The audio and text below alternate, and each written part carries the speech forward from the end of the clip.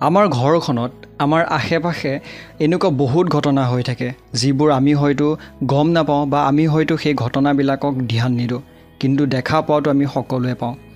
প্ৰত্যেকখন ঘৰতে কিছুমান নহয় কিছুমান ঘটনা দেখা পোৱা যায় আৰু প্ৰত্যেকটো ঘটনাই কৰবাত নহয় কৰবাত বাস্তু ফালৰ পৰাই হওক বা অন্যান্য ফালৰ পৰাই হওক আমাক কিছুমান সংকেত দিবলৈ চেষ্টা কৰে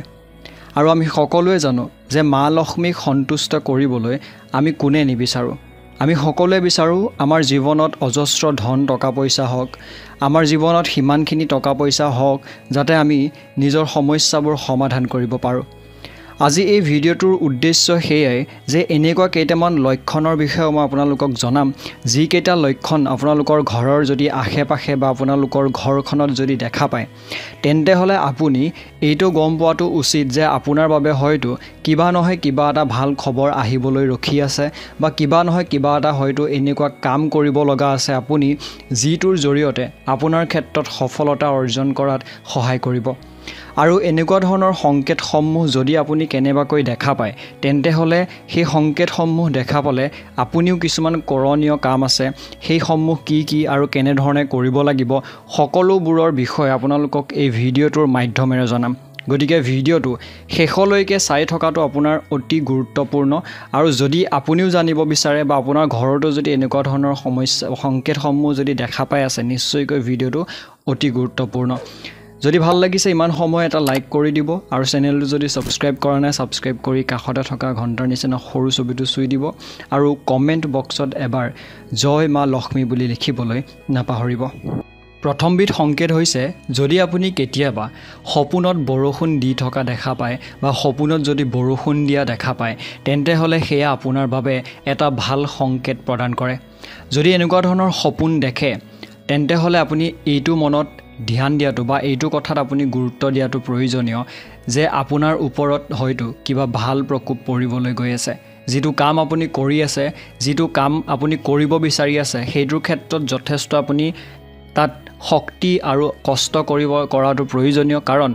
সেই বিষয়টোৱে আপোনাৰ বাবে যথেষ্ট ভাল প্ৰতিফলন দেখুৱাব ইয়াৰ জৰিয়তে এটো বুজোৱা হয় যে মা লক্ষ্মী আপোনাৰ ওপৰত যথেষ্ট সন্তুষ্ট হৈছে আৰু তাৰ জৰিয়তে আপোনাক হয়তো তেনেকুৱা ধৰণৰ সংকেত প্ৰদান কৰিছে 2 নম্বৰৰ সংকেতবিধ হৈছে যদি আপুনি ৰঙা ৰঙৰ কাপোৰ পৰিধান কৰা দেখা পায় বিশেষকৈ যিসকল মহিলা আছে আপুনি যদি সপোনত দেখা পাইছে যে আপুনি ৰঙা বস্ত্ৰ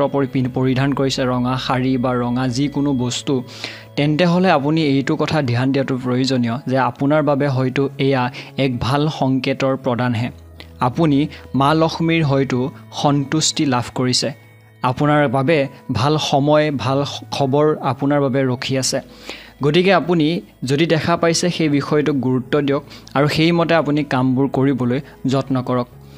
যদি আপুনি বগা ৰঙৰ হাতীও দেখা পাইছে তেতিয়া হলে সেয়াও আপোনাৰ বাবে অত্যন্ত মাংগলিক বুলি গণ্য কৰা হয় গতিকে যদি বগা হাতী দেখা পায় সেয়াও আপোনাৰ বাবে যথেষ্ট মংগলময় আৰু সেয়াই আপোনাক এইটোৱে সংকেত প্ৰদান কৰে যে আপোনাৰ ওপৰত মা লক্ষ্মীৰ সন্তুষ্টি লাভ কৰিছে ইয়াৰ পিছৰ সংকেতবিধ হৈছে ফেঁচা দেখা পোৱা আমি বহুতে এইটো বিশ্বাস কৰোঁ যে ফেঁচা যদি দেখা পাওঁ সেই ফেঁচা দেখা পালে আমাৰ ঘৰখনৰ বাবে অমংগলহে হয় এয়া কোনোবাখিনি ক্ষেত্ৰত হয়তো আপোনালোকৰ বাবে ভাল কোনোবাখিনি ক্ষেত্ৰত বেয়া হয় গতিকে যদি আপুনি আপোনাৰ ঘৰৰ আশে-পাশে ফেঁচা দেখা পাইছে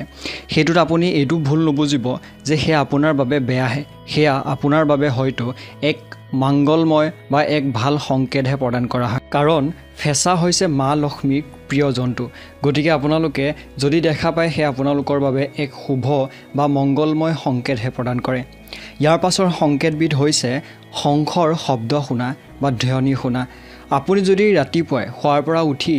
কেতিয়াবা এনেকুৱা ধৰণৰ শংখৰ শব্দ শুনে এনেকুৱা স্থানত নহয় য'ত ধৰি লওক আপুনি সদায় শুনা পাইছে বা সদায় শুনাৰ সম্ভাৱনা আছে এনেকুৱা এটা স্থানত শুনা পাইছে যিটোত কোনো কাৰণতে শংখৰ ধ্বনি শুনাটো বা তেনেকুৱা ধৰণৰ সম্ভাৱনাই নাই তেনেকুৱা স্থানত যদি কেনেবাকৈ আপুনি শোৱাৰ পৰা উঠি কোনোবা দিনাখন কিবা কাৰণত শংখৰ ধ্বনি শুনা পায় হেয়া আপোনাৰ বাবে এক মংগলময় বা আপোনাৰ বাবে এক শুভ সংকেত প্ৰদান কৰে গতিকে যদি তেনেকুৱা ধৰণৰ ৰাতিপুৱাই শোৱাৰ পৰা উঠি তেনেকুৱাকৈ দেখা পায় বা শুনা পায় হেয়া আপুনি গম পাব যে আপোনাৰ হয়তো ভাল সময় অহাৰ এটা সংকেত প্ৰদান কৰিছে মা লক্ষ্মীয়ে। ইয়াৰ পাছৰ সংকেতবিধ হৈছে চৰাই বাঁহ সজা। আমি সকলোৱে জানো চৰায়ে বাঁহ সজাটো ঘৰখনৰ বাবে মংগলময়। পাৰ চৰাইৰ বাহিৰে বাকী যিকোনো চৰাই যদি আপোনাৰ ঘৰত বাঁহ সাজে সেয়া আপোনাৰ ঘৰখনৰ বাবে মংগলময়, আপোনাৰ বাবে মংগলময়। সেই চৰাই বাঁহটোৱে আপোনাৰ বাবে ভাল সংকেত প্ৰদান কৰে। সেই চৰায়ে যেনেকৈ বাঁহটো সাজি তাত কণী পাৰি পোৱালি জন্ম দিয়ে, সেয়া আপোনাৰ ঘৰখনৰ বাবেও ঠিক তেনেকুৱা এক আনন্দৰ খবৰ লৈ আহিব পাৰে। আপোনাৰ বাবে এইটো প্ৰদান কৰে যে আপুনি হয়তো কিবা নহয় কিবা ভাল খবৰ খাতি পাব। আপোনাৰ কাম কাজ, আপোনাৰ ব্যৱসায়, আপোনাৰ অৰ্থনৈতিক দিশটোত হয়তো উন্নতি দেখা পাব। পাৰ চৰাই এই কাৰণে কোৱা হৈছে কাৰণ পাৰ চৰাই আমি সকলোৱে পুহোঁ, আৰু পাৰ চৰাই যিহেতু পুহোঁ আমি, সেইকাৰণে পাৰ চৰাই বাঁহটো সজা বা তেনেকুৱা ধৰণৰ কোনো ইয়াত কাৰণ নাহে। সেইকাৰণে আমি যিকোনো চৰাই, পাৰ চৰাই বাহিৰে যিকোনো চৰাই যদি ঘৰখনত বাঁহ সাজে সেয়া আপোনাৰ বাবে মংগলময়। সেয়া কেতিয়াও ভাঙি নেপেলাব বা কেতিয়াও সেই স্থানটো যিজোপা গছত সাজে সেই গছজোপা কাটি নিদিব, বা যিটো স্থানত সাজে সেই স্থানটোত যাতে আপোনালোকে সেই চৰাইজনীক বা চৰাইটোক যাতে কোনো ধৰণৰ ক্ষতি নকৰে। ইয়াৰ পাছৰ সংকেতবিধ আহিলে মৌ-মাখি। মৌ-মাখি যদি আপোনাৰ ঘৰত আহি চাক বনায়, মৌ-মাখিয়ে যদি আপোনাৰ ঘৰত বাঁহ লয়, হয়, মৌ আমাৰ কাৰণে কামুৰিলে অকণমান বেয়া হয়, কাৰণ মৌ-মাখি কামুৰিলে বহুত বেছি বিষ হয় বা আমি হয়তো বহুত বেছি বেমাৰতো পৰি যাব পাৰোঁ। কিন্তু মৌ-মাখিয়ে যদি আপোনাৰ ঘৰখনত আশে পাশে কেনেবাকৈ চাক বনায় তেন্তেহ'লে সেয়া আপোনাৰ বাবে শুভ সংকেতহে প্ৰদান কৰে। সেই মৌ-মাখি চাকখনক যেনেকৈ বহুত অজস্ৰ ৰস থাকে, সেই ৰসৰ দৰে আপোনাৰ ঘৰখনৰ সুখ শান্তিটো সমৃদ্ধি বৃদ্ধি কৰিব পাৰে। আৰু সেইকাৰণে মৌ-মাখিয়ে চাক বনোৱাটো ঘৰখনৰ বাবে বা মৌ-মাখি ঘৰত বাঁহ লোৱাটো ঘৰখনৰ বাবে মংগলময় বুলি বিবেচনা কৰা হয়। ইয়াৰ পাছৰ সংকেতবিধ আহিলে তিনিটা জেঠী একেলগে দেখাটো। যদি আপোনাৰ ঘৰখনৰ কোনো স্থানত এইটো দেখিবলৈ পাইছে যে তিনিটা জেঠী একেলগে আছে একেটা সময়তে, তেন্তে হ'লে সেয়া আপোনালোকৰ ঘৰখনৰ বাবে এটা শুভ মংগলময় সংকেত প্ৰদান কৰে। মই আগৰ ভিডিঅ'টো বহুতবাৰ কৈছোঁ জেঠীৰ বিষয়ে, কাৰণ জেঠী মা লক্ষ্মীৰ প্ৰিয় জন্তু বুলি বিশ্বাস কৰা হয়, মান্য কৰা হয়। আৰু সেইকাৰণে জেঠীক আমি সকলোৱে সৰুৰ পৰা আমাৰ ঘৰতো হয়তো আপোনালোকক শিকাই আহিছে যে সন্মান কৰিব লাগে, বা জেঠীৰ যি কণী আছে সেইটো কেতিয়াও ভাঙি পেলাব নালাগে বা অনিষ্ট কৰিব নালাগে, বা জেঠীক কোনো ধৰণৰ অনিষ্ট কৰিব নালাগে। সেই গতিকে আপোনাৰ ঘৰখনত যদি তেনেধৰণে জেঠী দেখা পায়, আপুনি খুব সুন্দৰকৈ সেয়া সন্মান কৰাটো প্ৰয়োজনীয়। ইয়াৰ পিছৰ সংকেতবিধ আহিলে কোনো বালিকাই, অৰ্থাৎ 9 বছৰৰ বা 9 বছৰৰ তলৰ কোনো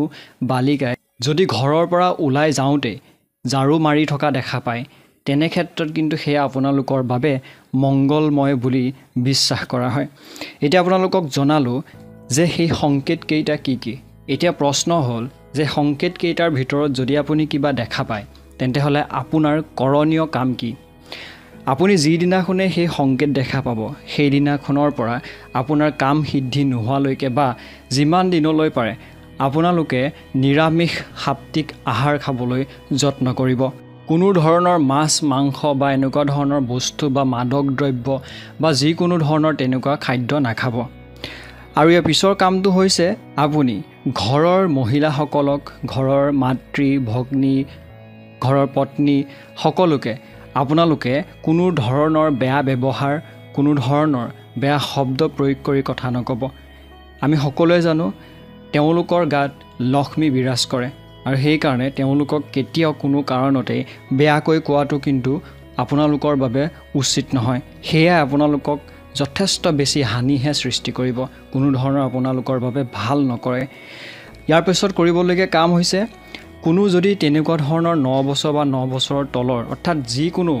বালিকাই হওক বা নাবালিকাই হওক, তেওঁলোকক কোনো ধৰণৰ বেয়া ব্যৱহাৰ নকৰিব। আৰু যিসকল নাবালিকা আছে তেওঁলোকে, নাবালিক মানে হয়তো আপোনালোকে বুজি পাইছে 9 বছৰৰ তলৰ বা সেইখিনি সময়ত, সেই নাবালিকাই যদি কেতিয়াবা ভাত খাই থাকে আপোনাৰ ঘৰত বা আপুনি সেই সময়খিনিত তেওঁক ভাতৰ থালিৰ পৰা উঠাই নপঠিয়াব। যদি কিবা আনিবলগীয়া হয়, ভাত খাই থাকোঁতে দৰকাৰী হয় বা কিবা কাম হয়, আপুনি নিজেই যাব। সেই নাবালিকাক কোনো ধৰণৰ তেনেকুৱা কাম কৰিবলৈ নিদিব। এইটো বিশ্বাস কৰা হয় সেয়াৰ জৰিয়তে হয়তো মা লক্ষ্মীক অপমান কৰাহে বুজায়। গতিকে এয়াই আছিলে এই ভিডিঅ'টোত। যদি ভাল লাগিছে এটা লাইক কৰি দিব। মই আপোনালোকক কিছু তথ্য জনাবলৈ চেষ্টা কৰিছোঁ, কাৰণ আমি সকলোৱে জানো আমি অতীজৰ পৰা যি বিশ্বাস কৰি আহিছোঁ সেই বিশ্বাসেই হয়তো আমাৰ এক সম্পদ, আৰু আপোনালোকেও হয়তো বিশ্বাস কৰে বুলি মোৰ মনত বিশ্বাস আস্থা আছে। যদি ভাল লাগিছে এটা লাইক কৰি দিব। কমেণ্ট বক্সত ওম নমঃ শিৱায় বুলি লিখিবলৈ নাপাহৰিব। ধন্যবাদ।